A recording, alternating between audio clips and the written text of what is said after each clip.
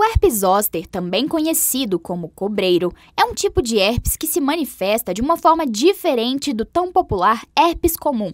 O zoster não é passado de pessoa para pessoa, assim como o tipo comum, e na maioria dos casos se manifesta apenas na vida adulta. O herpes zoster é uma doença causada por um vírus, que é o mesmo vírus que causa a catapora ou a varicela quando a gente é criança.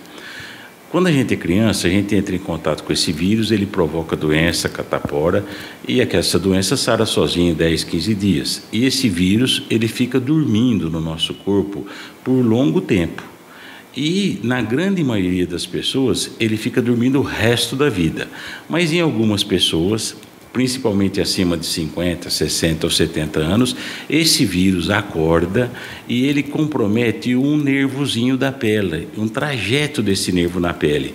Então aí ele vai causar algumas bolhas num trajeto da pele e essa doença chama-se herpes zoster. De acordo com o Ministério da Saúde, a doença surge de modo gradual e pode levar de 2 a 4 dias para que os primeiros sintomas apareçam. Ele começa às vezes com uma queimação, um ardor, uma dormência, uma coceira naquela região e só depois ele pode dar as lesões típicas na pele, que são bolhas semelhantes à catapora. Discussões recentes que criavam relações com o aumento de casos de herpes zoster, a vacina do Covid-19, não são verídicas. O aumento de casos realmente aconteceu, mas por outros fatores sem relação alguma com os componentes do imunizante. Essa relação direta do herpes zoster com a Covid ou com a vacina do Covid, não há nenhum relato científico, porque o herpes zoster não é uma doença de notificação obrigatória. Quando a gente tem um herpes zoster no consultório, a gente não é obrigado a notificar. Mas há essa conversa, o que acontece é que tem realmente aumentado os casos de herpes zoster, porque tem aumentado o envelhecimento da população.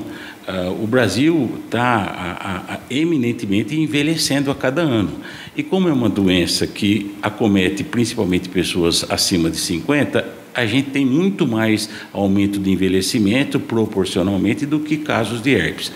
Além do que, como é uma doença que só ocorre em quem já teve a catapora a gente tinha espontaneamente, mas dos anos 90 para cá, é obrigado a vacinação. Então, mais pessoas entraram em contato com o vírus da catapora e, certamente, depois de 30 e tantos anos, dos anos 90 para cá, a gente vai ter também um aumento do número de herpes. Não é possível prevenir a herpes zoster, já que o vírus está presente no corpo de todos aqueles que já tiveram catapora.